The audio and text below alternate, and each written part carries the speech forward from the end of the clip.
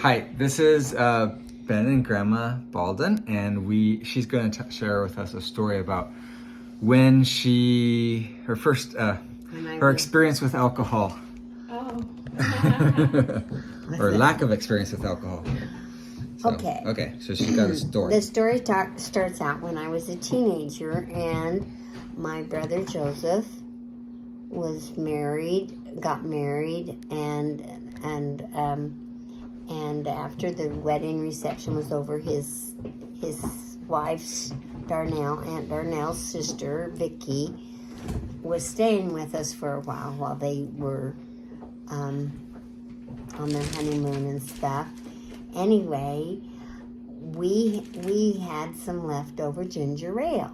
So Vicky and I decided to have a drink of ginger ale. We were laughing and talking and having a good time. And so we had this ginger ale, and we had it in pretty glasses and everything, just kind of horsing around playing. And we were laughing, and we kept drinking this. We just had it like a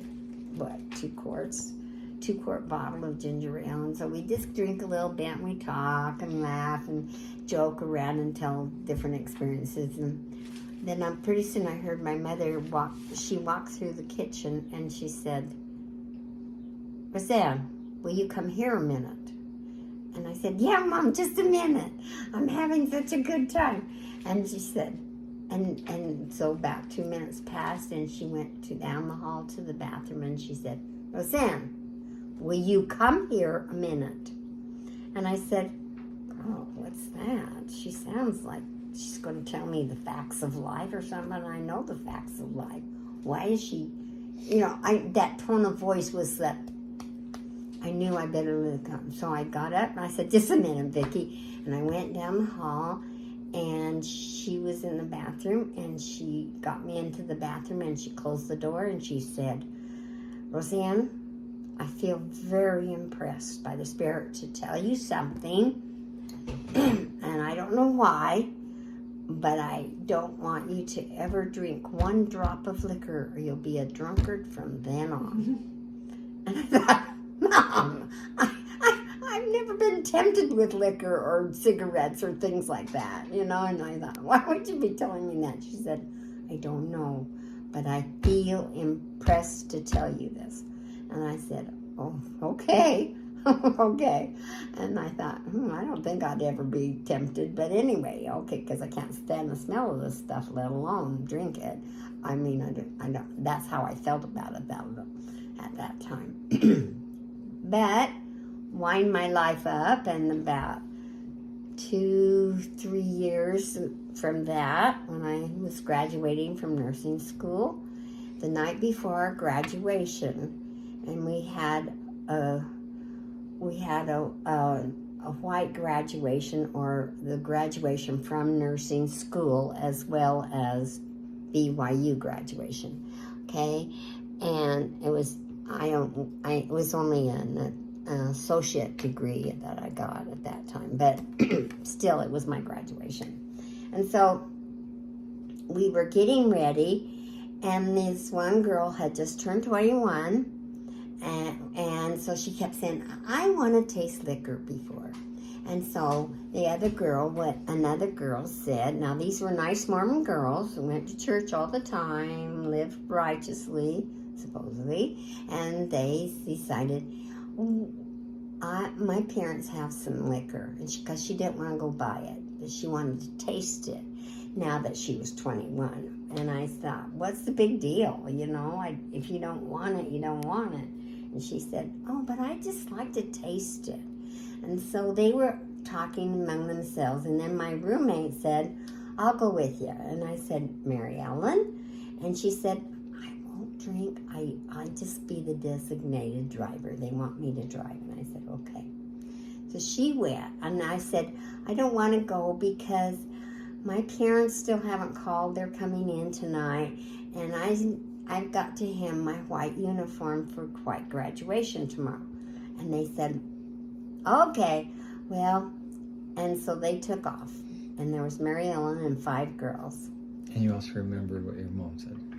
And yeah, and at the time that they were getting ready to go, they kept begging me, come on, Rosie, come on with us. You don't need to drink. You just can, you don't need to taste it. And I said, but my mother's words came back to me so strongly, Roseanne, don't take one drop of liquor or you'll be a drunkard from then on. I still laugh about it, but I'm scared to take a drop of liquor now. And so, anyway, they came back that night. And I had gone, I was 22? About that time. Almost, I was 21 anyway. And I guess I was only 21. And I had never really seen a drunk person, except staggering down the street. But I'd never been around somebody I knew who was drunk.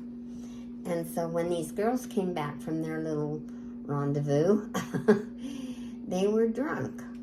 All 5 of them except my roommate, Mary Ellen.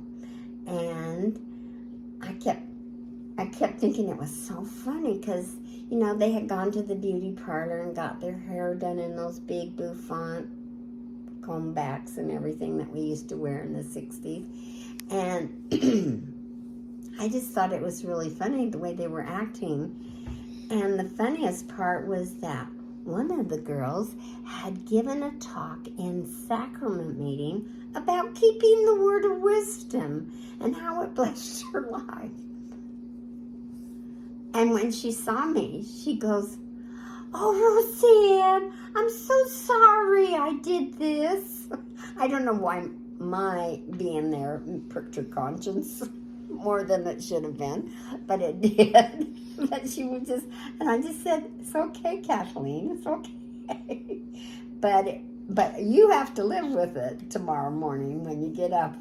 So anyway, they all wrapped their heads and kind of did their hairs and were talking so funny and silly. And the next morning, they were so sick and they had these big headaches and everything, hangovers to graduate from nurses training. And I thought, wow, you guys don't learn anything, do you? Here you've been taught it in school, you've been taught it in church, and what are you doing with it? So, but anyway, that's my story, that I know that if we live, that we keep the word of wisdom and not take one drop of liquor, the Lord will bless us. It's Grandma's story.